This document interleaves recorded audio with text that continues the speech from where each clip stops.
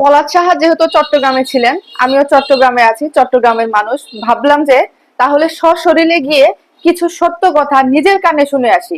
অনলাইনে তো অনেক রকম দোষারোপ হচ্ছে, এ দোষ দিচ্ছে, সে দোষ দিচ্ছে, বউরা পক্ষ নিচ্ছে সুস্মিতার, শাশুড়িরা পক্ষ নিচ্ছে পলাশের মায়ের। কিন্তু এখানে আমি এই কিউরিওসিটি থেকে গেলাম পলাশ সাহা যেখানে থাকতেন সেখানে সেখানে গিয়ে কথা হলো তার বাড়িওয়ালার সাথে, এবং আরো দুইজন মানুষের সাথে আমার কথা হয়েছে। কি কথা হয়েছে, কি ধরনের কথা হয়েছে, সেটাই আজকে আপনাদের সাথে শেয়ার করব। আপনাদের সাথে শেয়ার করার জন্য সঠিক ঘটনাটা জানানোর উদ্দেশ্যে আমার আসলে সেখানে যাওয়া। তো শুরুতেই বলে রাখি, পলাশ সাহার মা, উনি আসলে দুষ্ট প্রকৃতির মানুষ ছিলেন। দুষ্ট শুধু একটু মেকটু দুষ্ট না, সে একটু বেশি টাইপের দুষ্ট প্রকৃতির মানুষ ছিলেন। সে নিজের কর্তৃত্বটাকে বজায় রাখার জন্য, ধরে রাখার জন্য যা খুশি তাই করতে পারতেন।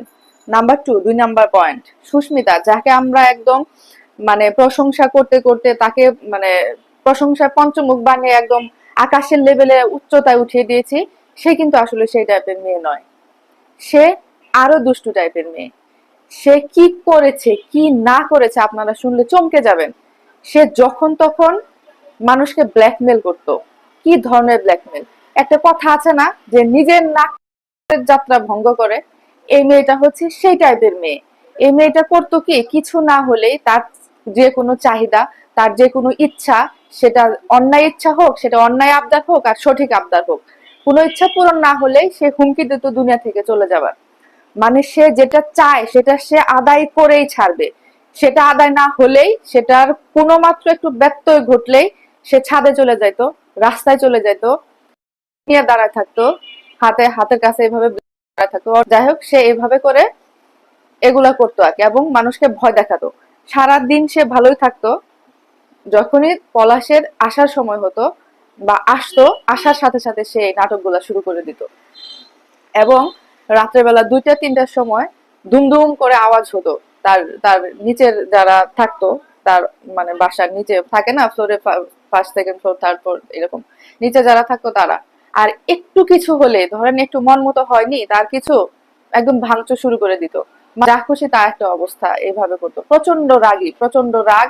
এবং সে মানে সে যেটা চাইতো সেটা সে মানে আদায় করার জন্য যা করতে হয় সে তাই করতো। আদায় করার জন্য যদি দুনিয়া থেকে চলে যেতে হয় সেটাও সে করতো। এবং পলাশ সাহা চলে যাওয়ার আগের দিন রাত থেকে শুরু করে সকাল পর্যন্ত অনেক রকম কাহিনী হয়েছে। তার আগের দিন গিয়েছে অফিসে।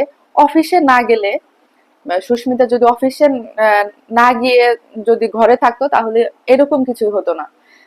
ওই দিন মেয়েটা খুবই মস্ত বড় একটা ভুল করেছে, অফিসে গিয়ে ব্ল্যাকমেল করেছে। অফিসে গিয়ে এই ধরনের মানে ভয় দেখায়, মানে দেখাইছে সবাইকে। অফিসের বসকে, বসের বউ ছিল ওখানে, সবার সামনে মানে মুখ দিয়ে যে ভাষা বলা উচিত না সেই ভাষাগুলো ব্যবহার করেছে। এবং অনেক রকম সিন করে চিল্লা চিল্লি রাগারাগি অনেক কিছু বলেছে যেগুলা ভাষায় প্রকাশ করার মতো না। এমনও কিছু সে শব্দ ব্যবহার করেছে। করে সে ডাইরেক্ট ছাদে চলে গেছে।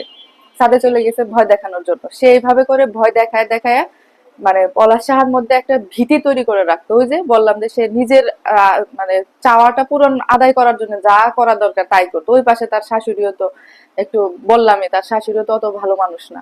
এই দুইজনের এটার মধ্যে পড়েই সে আর ছেলেটা নিতে পারে নাই।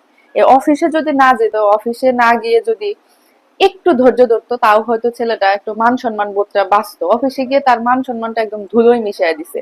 আর এই যে বারবার এইভাবে ভয় দেখানোর ফলে সে চিন্তা করছে যে তো সারা জীবন এগুলাই করতে থাকবে। এবং সে যদি চলে যায়, মানে তার বউ যদি চলে যায়, তাহলে তার কি হবে? সে তো মা বউ দুইজনকেই ভালোবাসতো। এবং সে খুবই প্রচন্ড চাপা স্বভাবের ছিল। চাপা স্বভাবের থাকার কারণে সে আসলে ওইভাবে কাউকে কিছু বলতে পারে না, প্রতিবাদ করতে পারে না। সেটা ছিল তার একমাত্র ভুল। সে যদি প্রতিবাদ করতে পারতো তাহলে হয়তো দুজন মানুষেই একটু সংশোধন হইতো। সেও প্রতিবাদ করে নাই, এটা তার 1 নাম্বার ভুল। আর হচ্ছে যে মা তো দুষ্টই, আর এই যে তার সুস্মিতার যে স্বভাবটা, এটা আমি আজকে আপনাদের সাথে একটু বোঝানোর চেষ্টা করলাম। এই যে অনেকে যারা বউরা এসে আবার আমাকে বলবেন যে আপনি কি শুরু করলেন, কি বললেন, এটাই সত্য আপুরা দিদিরা, এটাই সত্য আসলে, যে সুস্মিতা এই ধরনের কাজগুলো করেছে। সুস্মিতা চাইতো পলাশ সাহা যেন তার বাবার বাড়ির মানুষদেরকে দেখে, বাবার বাড়িতে টাকা পাঠায়। অলরেডি পলাশ সাহা তার বাবা মাকে অনেক কিছু দিয়েছে, পলাশ সাহার কারণে অনেকটা সচ্ছল হয়েছে। এগুলা না বলি, এগুলা শুনতে খারাপ লাগে। তবে যাই হোক, এই মানুষটা চলে যাওয়ার পিছনে এই দুইজন মানুষই দায়ী। শুধু একজনকে দায়ী করলে হবে না, এই ধারণাটা আমারও ভুল ছিল। আমি আসলে শুরুতে ভাবছিলাম যে সব দোষ আসলে হয়তো পলাশ আর মায়ের, কিন্তু না, এখানে দুইজনই সমানভাবে দোষী।